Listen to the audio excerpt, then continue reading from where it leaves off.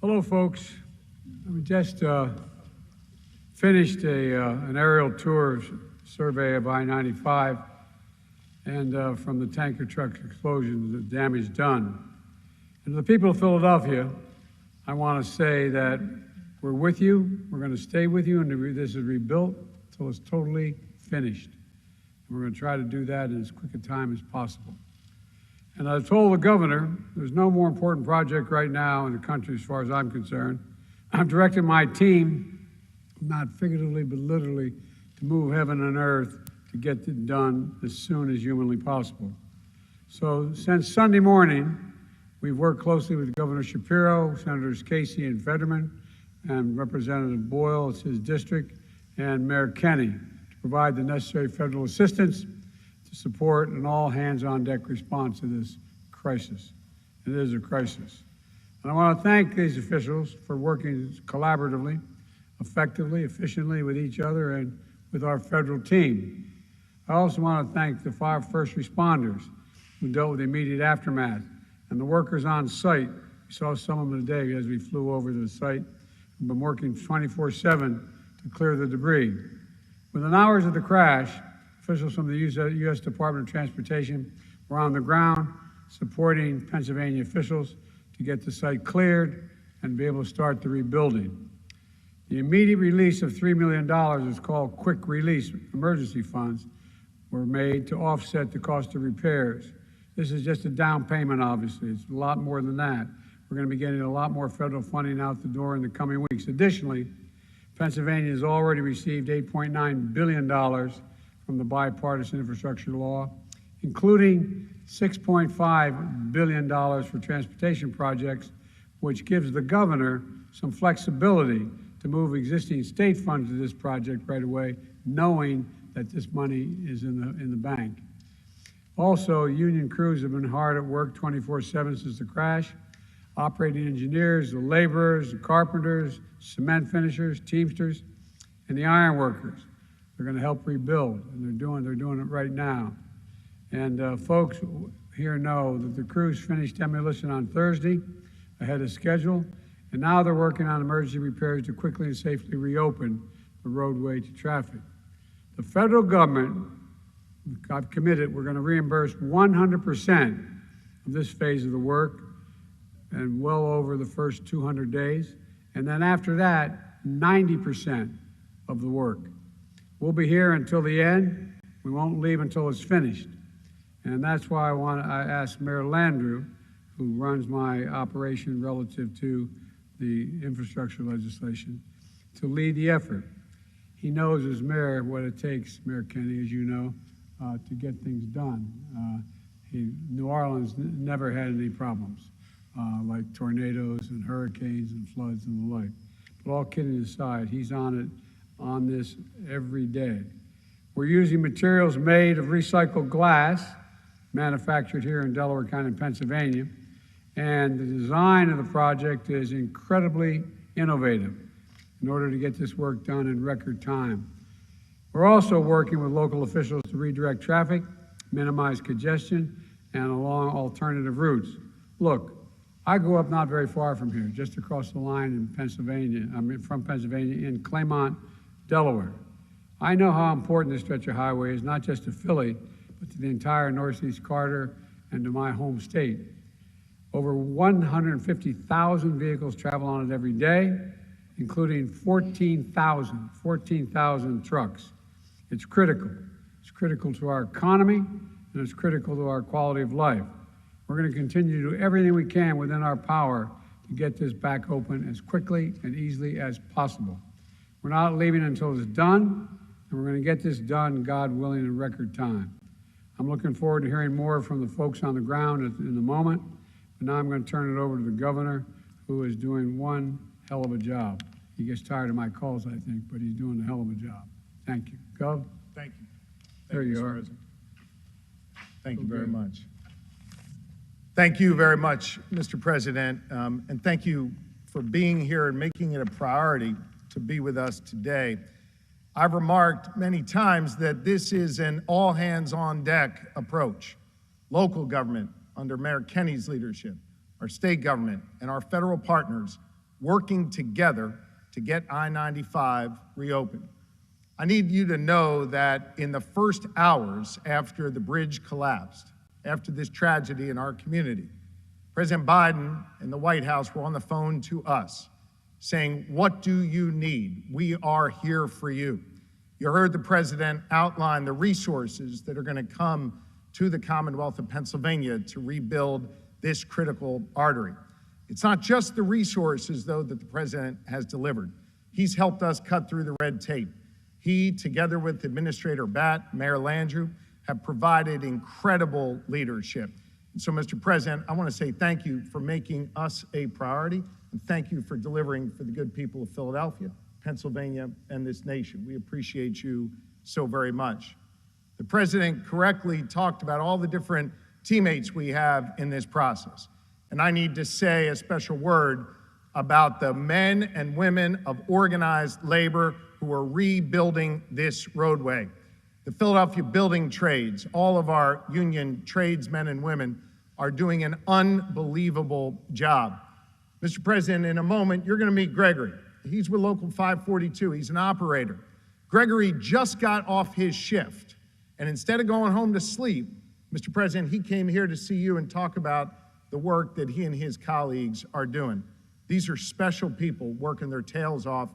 And Mr. President, they are working 24/7, literally around the clock. They're working together with my team at PennDOT, led by Secretary Mike Carroll, who's doing an incredible job. You know, Mr. President, Secretary Carroll's got a real nice office in Harrisburg, but he has not left his post here in Northeast Philadelphia overseeing this work. And Mr. Secretary, we appreciate your incredible work. And we all owe a debt of gratitude to our first responders, Philadelphia Fire, our state police, our Philadelphia police, everyone in law enforcement together with PEMA, represented here by Randy Padfield, my director of PEMA, and our state police, represented by Colonel Paris, who's with us. Our first responders have been truly awesome. I hope this tragedy has shown everyone that Pennsylvania can do big things, and that we are tested, we are able to meet this moment. And to me, this reconstruction on 95 is a great example of what's great about Pennsylvania. Our innovation meets our grit, and we work together to get this done. I also sense, even if you're not out doing the work of our tradespeople on the road, we're doing the hard work in our federal government or our state government.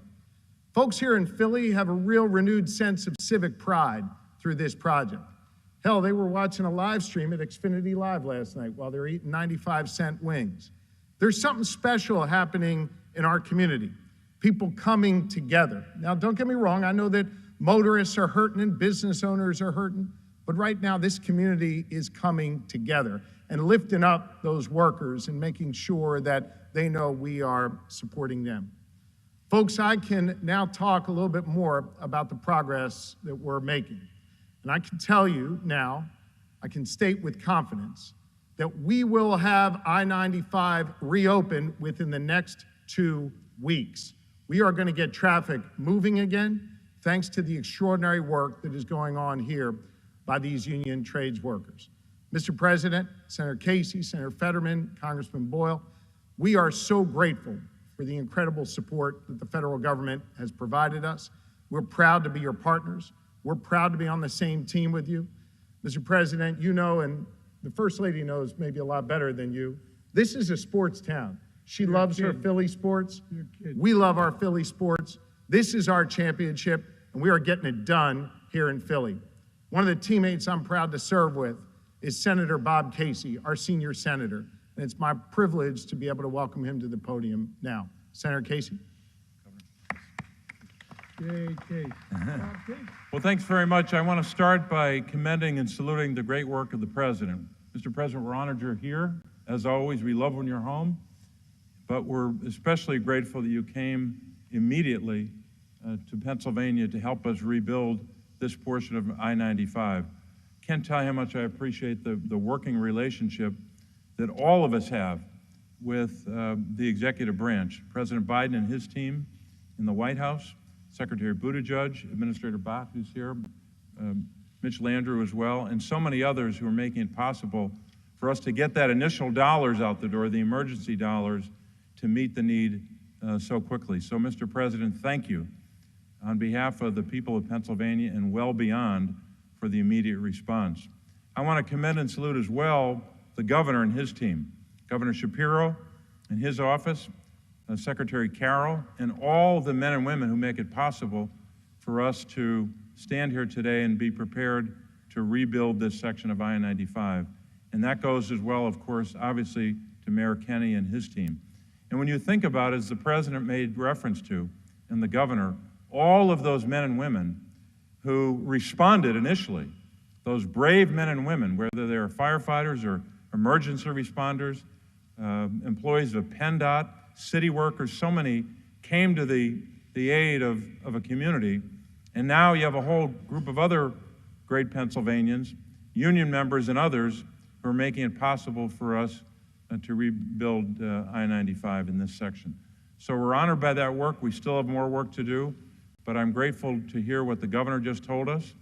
And I'm also grateful that we have a delegation in this region. Whatever we need to do, Senator Fetterman and I, Representative Boyle, Representative Evans we saw earlier today, and so many others supporting this effort to make sure that we get this done.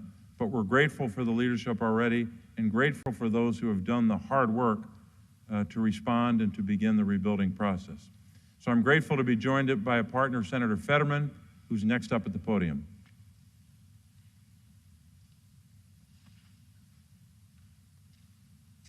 Mr. President, a little over a year ago, the president and I were standing right next to each other at a collapsed bridge in western Pennsylvania, a bridge that I drove over just the night before with my young son.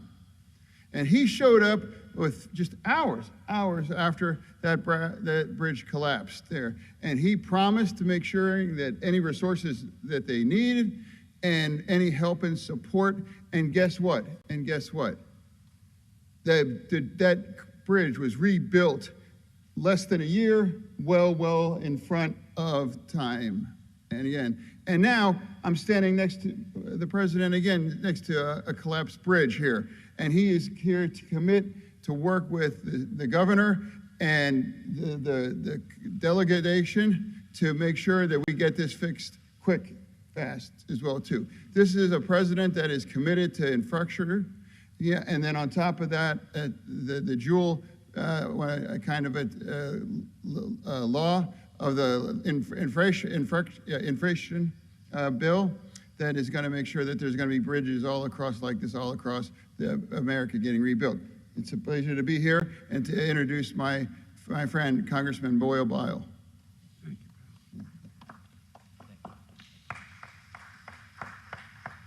Well, thank you. I'm Congressman Brendan Boyle, but the main reason why I'm here, forget that I'm congressman.